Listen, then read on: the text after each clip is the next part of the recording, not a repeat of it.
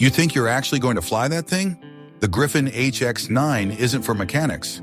An officer burst out laughing across the tarmac as a young woman approached the base's most advanced helicopter. She didn't respond, just started the engine, in complete silence. When the Griffin HX9 returned 47 minutes later, a general was waiting. He stepped forward, removed his cap, and saluted. "Greetings, Pilot 17, the person I once owed my life to." Lieutenant Casey Min was 29 years old, half Vietnamese, and completely invisible to everyone who mattered.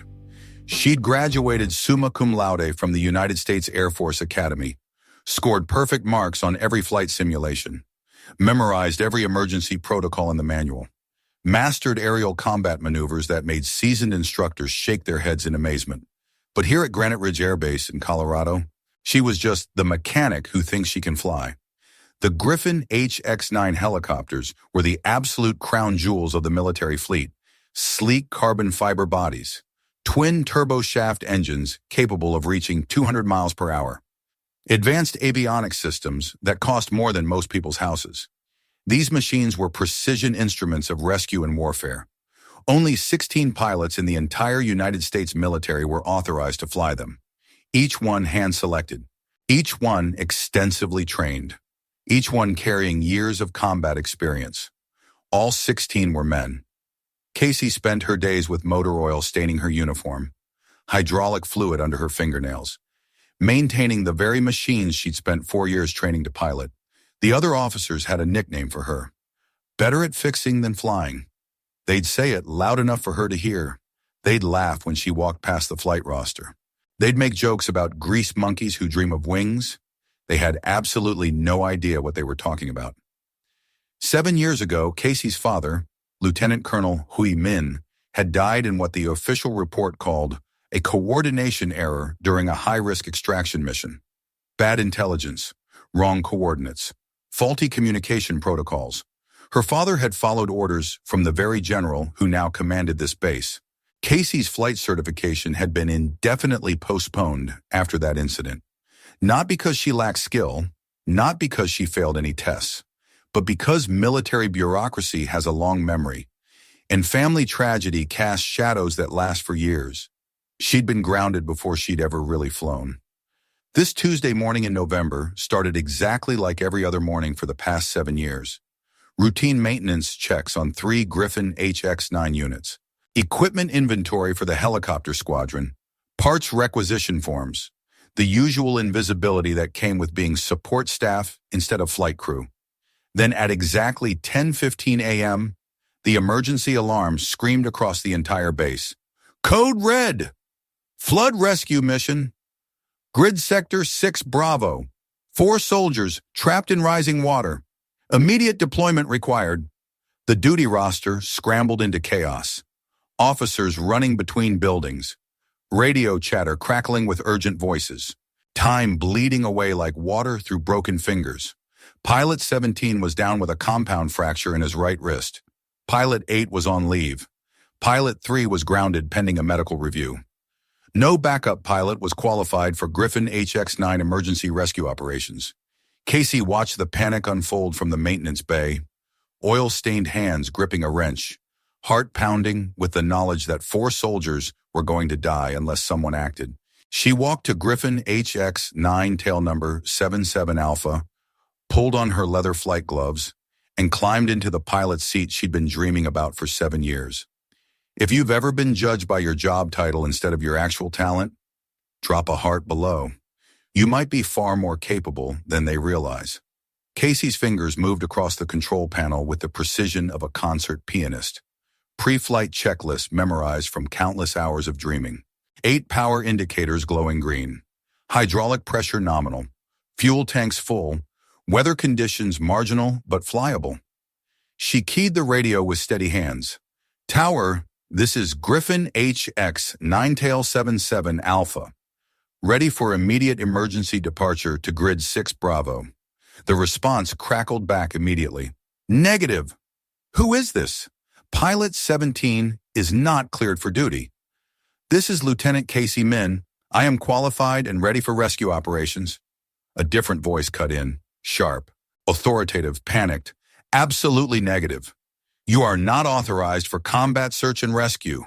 Return to maintenance duties immediately. But Casey was already lifting off. The Griffin HX9 rose from the concrete like a mechanical angel, its twin rotors cutting through the cold Colorado air with the whisper-smooth precision of German engineering.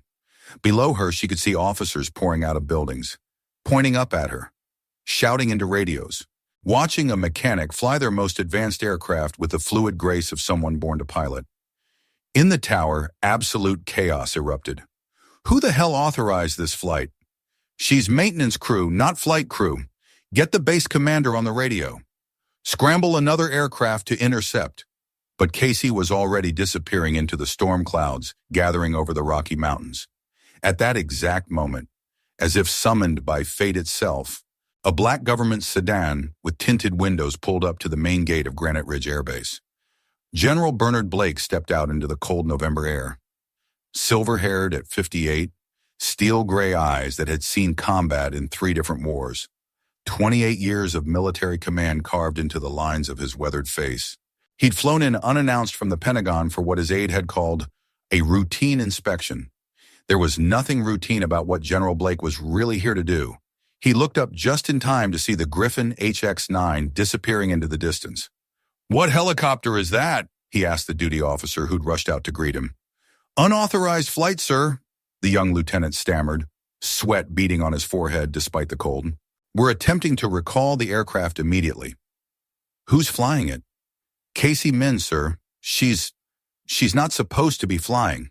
She's maintenance personnel." General Blake stopped walking. The color drained from his face like someone had pulled a plug. "Did you say Min? Casey Min?" "Yes, sir. Lieutenant Casey Min. Is there a problem, sir?" Blake stared at the empty sky where the helicopter had vanished. His hands began to tremble slightly. "Is she related to Lieutenant Colonel Hai Min?" The duty officer checked his tablet quickly. "According to her personnel file, yes, sir.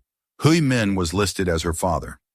7 years ago, Lieutenant Colonel Hui Min had saved General Blake's life. It had been a disaster from the beginning. Bad intelligence from an unreliable source. Wrong coordinates radioed to a convoy moving through hostile territory. Blake's armored vehicle had been ambushed by enemy forces with rocket-propelled grenades and automatic weapons. Hui Min had been ordered to maintain his position, ordered to wait for backup, ordered to follow protocol. Instead, he'd taken his helicopter directly into enemy fire, landed under a hail of bullets, and pulled Blake out of certain death. 2 weeks later, Hui Min was dead, killed following the same type of flawed intelligence that had nearly cost Blake his life. Blake had tried to protect Hui's daughter afterward, tried to ensure she received fair treatment and proper opportunities. But military bureaucracy was a beast that devoured good intentions. "Sir?" The duty officer interrupted his memories. "Should we scramble an intercept aircraft?" Blake looked at him with eyes that had seen too much. "No, Lieutenant. We wait. Have you ever witnessed someone step into a role they weren't officially allowed to have and prove they belonged there all along?" Share their story. Grid Sector 6 Bravo was 12 miles northwest of the base. Flash flood zone created by a dam failure upstream. Dangerous crosswinds funneling through mountain valleys. The kind of flying conditions that separated real pilots from people who just thought they could fly. Casey pushed the Griffin HX9 through weather that would have grounded lesser aircraft. Rain hammering the windscreen like machine gun fire. Wind shear that could flip a helicopter upside down in seconds. Lightning crackling between mountain peaks close enough to fry electronic systems. She flew through it all like she'd been born in a cockpit. "Griffin 77 Alpha, this is Granite Ridge Command. You are ordered to return to base immediately. Acknowledge." Casey switched off the command frequency and tuned to emergency rescue. Any call sign. This is Griffin Rescue inbound to your position. Please respond." A weak voice crackled through static. "Griffin Rescue, this is Sergeant Martinez. We're on the roof of our Humvee. Water rising fast. Can't hold on much longer." Casey crested the final ridge and saw the disaster below. 4 soldiers clinging to the roof of a camouflaged Humvee, completely surrounded by churning brown water. The current was vicious, probably moving at 15 miles per hour. trees and debris racing past like deadly missiles. The vehicle was sinking slowly but steadily into the flood. The landing zone was impossible. Power lines on 3 sides, trees on the 4th, maybe 20 feet of clearance in any direction. The kind of approach that killed overconfident pilots. This was exactly why they wouldn't let her fly these missions. Too dangerous, too precise, too much liability if something went wrong. Casey dropped the Griffin HX9 into a hover exactly 6 feet above the raging water. Rotor wash creating a hurricane of spray and noise. The helicopter bucking and fighting against mountain winds that wanted to slam it into the power lines. She deployed the rescue cable and grabbed the loudspeaker microphone. Listen carefully, one at a time. Secure the harness around your chest. I've got you. The first soldier looked up through the spray and chaos and couldn't believe what he saw through the helicopter's windscreen. The pilot was a woman, Asian features, completely calm despite flying in conditions that would terrify most men. "Who are you?" he shouted over the rotor noise as she lifted him toward safety. Casey's voice came back steady as stone. "I'm the one who doesn't leave soldiers behind." One by one, she pulled them from certain death. Professional, methodical, flawless. The second soldier was hypothermic and barely conscious. The third had a broken arm from debris impact. The fourth was Sergeant Martinez himself, the squad leader who'd been keeping his men alive through sheer force of will. As she lifted the final soldier, the Humvee gave a metallic groan and disappeared completely beneath the surface. 30 seconds later, and they all would have died. The flight back to Granite Ridge took exactly 47 minutes of perfect aviation. Casey navigated around thunderstorms, maintained precise altitude through severe turbulence, and kept 4 rescued soldiers alive with nothing but skill and determination that had been ignored for 7 years. When the Griffin HX9 appeared on the horizon, every person on the base was watching.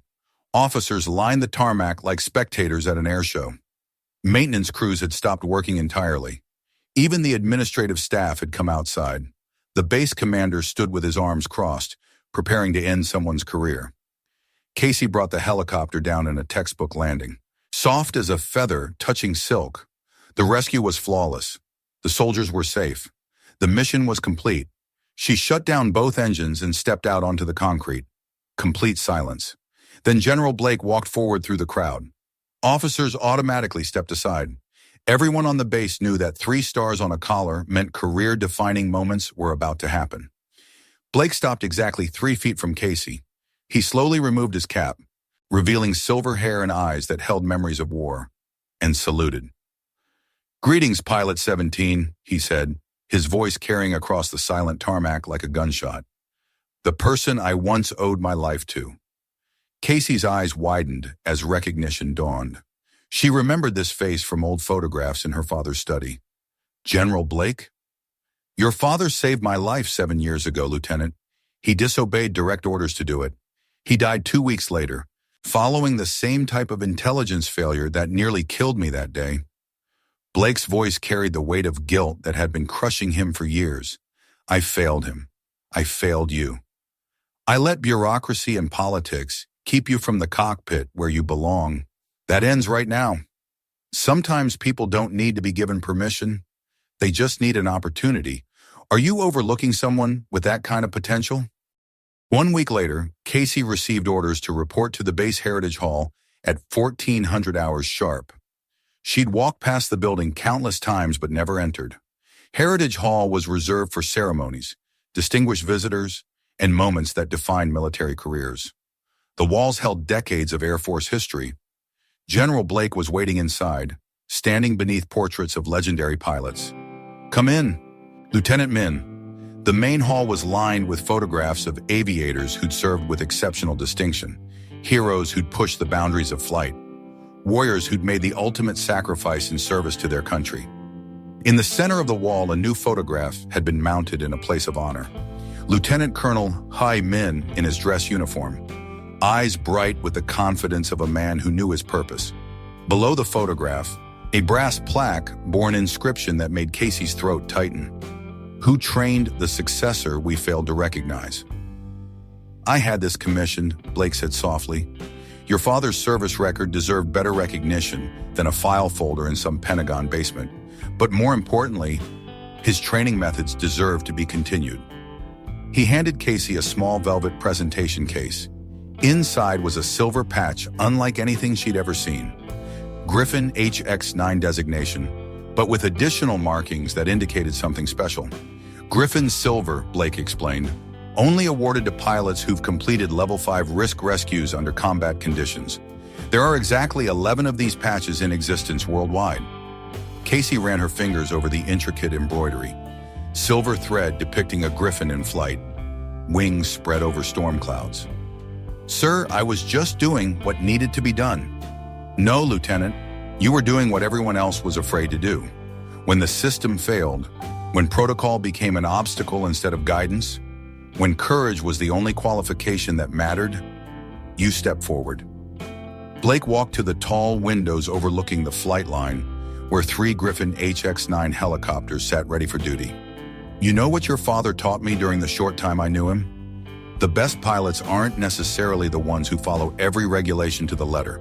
They're the ones who understand why regulations exist and possess the judgment to know when something more important takes precedence." Casey pinned the Griffin silver patch to her flight suit with hands that no longer shook with uncertainty. "What happens now, sir?" "Now you fly, Lieutenant. You train the next generation of pilots. You show them what it truly means to be qualified for this responsibility, not just certified on paper." Blake turned back to face her with a smile that erased years of regret. "And Casey, no one on this base calls you maintenance anymore. You're Pilot 17. You represent everything the Griffin HX9 program was created to accomplish. If you believe that sometimes all it takes is someone brave enough to take the controls when others hesitate, subscribe. Every story is a journey beyond artificial limitations. Military instructors always say, rank doesn't fly helicopters, real pilots do. And on the day when protocol failed and lives hung in the balance, one person stepped up, stayed silent, flew into the storm, and brought everyone home. Casey didn't break military regulations. She fulfilled the highest regulation of all, protecting those who serve. If you've ever encountered someone held back simply because they don't match the expected profile, tell their story, share their courage. Because somewhere a general might be waiting to salute them too.